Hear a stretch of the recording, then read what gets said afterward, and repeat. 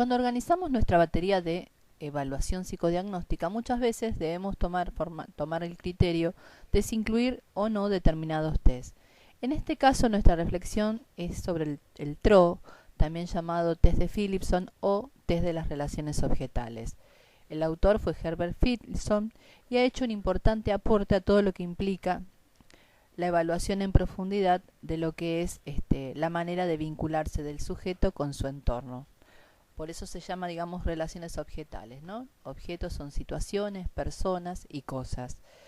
La matriz vincular, en lo que hace a nuestras relaciones con los demás, se sostiene en los vínculos primarios. El primer vínculo primario que tenemos es en relación a la figura materna, la relación del vínculo madre-hijo, luego la figura paterna o la función parental y demás personas significativas del entorno. Cuando hablamos siempre de batería de base, siempre hemos tratado de recomendar la administración de una batería que integre distintos componentes de la personalidad, tanto en los componentes primarios, más ligados a las emociones, a los impulsos y aspectos más primitivos del psiquismo, como secundarios, ligados a la palabra, a la capacidad de simbolización, a los procesos cognitivos. Es por eso que, por ejemplo, una batería de base mínimamente siempre debe constar del HTP, persona bajo la lluvia, el test de Bender y el cuestionario desiderativo. Pero muchas veces lo que sucede es que estando analizando, siempre dijimos que es importante mantener desde el comienzo de la administración una actitud, una atención flotante, en donde si hay signos de comportamiento, gestuales o conductuales que llaman nuestra atención, poder ir tratando de armar hipótesis, ya que muchas veces, según el ámbito en donde estemos aplicando esa evaluación psicológica, por ejemplo en el ámbito forense o en el ámbito laboral, en donde no suele verse más de una oportunidad, digamos, a la persona para una o dos a lo sumo para la evaluación completa, y después, digamos, no tenemos contacto con esta persona nuevamente, es muy difícil poder ampliar el sentido de algunas hipótesis que vamos construyendo durante la administración. En este caso, digamos, de esto trata esta reflexión, digamos, ¿cuándo incluir o no el TRO?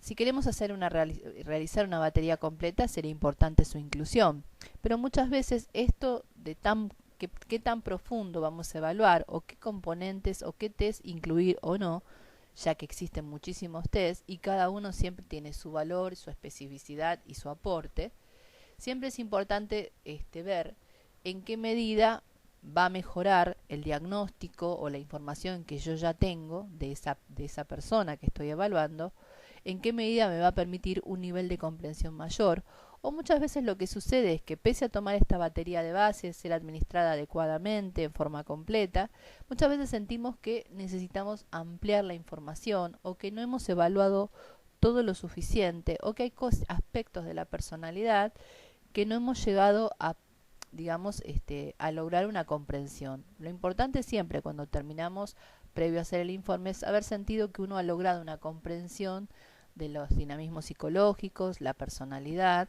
de la persona que estamos evaluando, digamos, para hacer un diagnóstico mucho más confiable e integral. En este caso, entonces, ¿cuándo sería recomendable? Bueno, muchas veces lo que vamos viendo en las técnicas nos permiten, por ejemplo, pensar que esta persona tiene algunas dificultades vinculares. Según el ámbito que sea y el motivo de consulta, a lo mejor se necesitaría ampliar el porqué.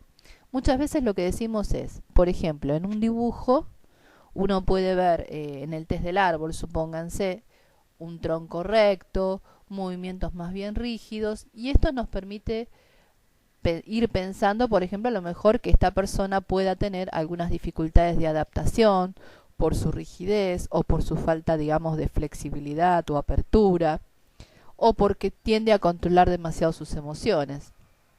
Nunca es un signo aislado, siempre es un conjunto de signos lo que va a definir cuál es la interpretación que vamos a hacer de ese signo.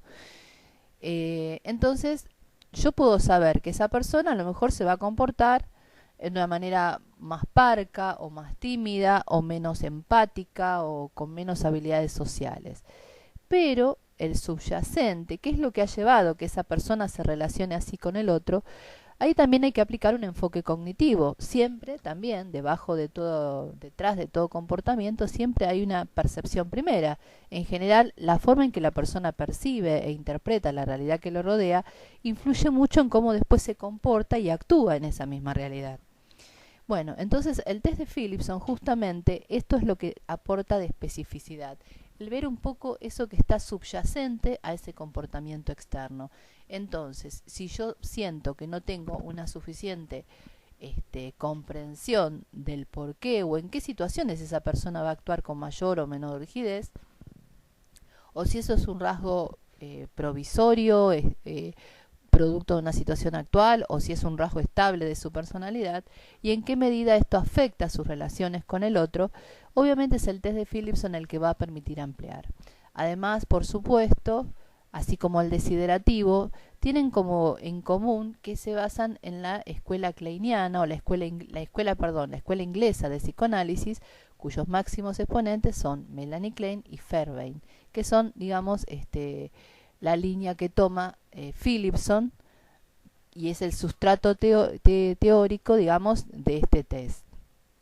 Por eso se llama test de las relaciones objetales, porque justamente lo que arma, digamos, en forma realmente muy interesante es a través de cómo están organizados los estímulos en este test. Ustedes ahí ven, por ejemplo, hicimos una síntesis de las 13 láminas, o sea, son 12 láminas con imágenes de siluetas humanas, algunas con un fondo más definido, otras menos definido, pero se suelen ver como siluetas humanas. No obstante, se agregan, a veces se hacen adiciones u omisiones. En este caso, por ejemplo, se trata de la lámina, la que están viendo ahora es la C3. Esta escena permite evaluar aspectos relacionados a la propia agresividad, a los estados emocionales latentes y la forma en que la persona los regula y, digamos, reedita un poco los posicionamientos en las situaciones edípicas o vínculos triádicos. Cada lámina del Philipson está organizada, digamos, las láminas están organizadas, las 12 láminas restantes, salvo la última que es una lámina blanca, en 3 series, la serie A, la serie B y la serie C. Cada serie tiene una característica. La serie A es la que tiene siluetas como mucho más difuminadas, grises, tonos de grises mucho más suaves, lo cual hace que el factor de ansiedad sea más elevado. Esta que estamos viendo corresponde a la serie C, que es la que incluye el color. Como vemos tonos de rojizos. Hay otras láminas que incluyen tonos de verdes, azules, amarillos y marrones.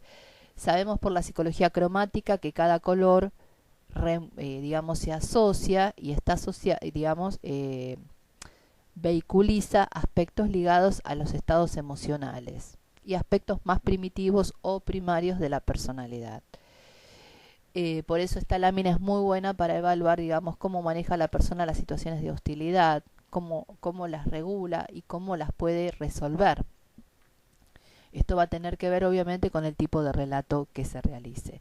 Las láminas han sido organizadas, además de por series, en distintas situaciones humanas, unipersonales, bipersonales, tripersonales y grupales, por lo cual el test de Philipson es específico para evaluar todo lo que es en mayor profundidad la forma en que la persona tiende a percibirse y a percibir las relaciones objetales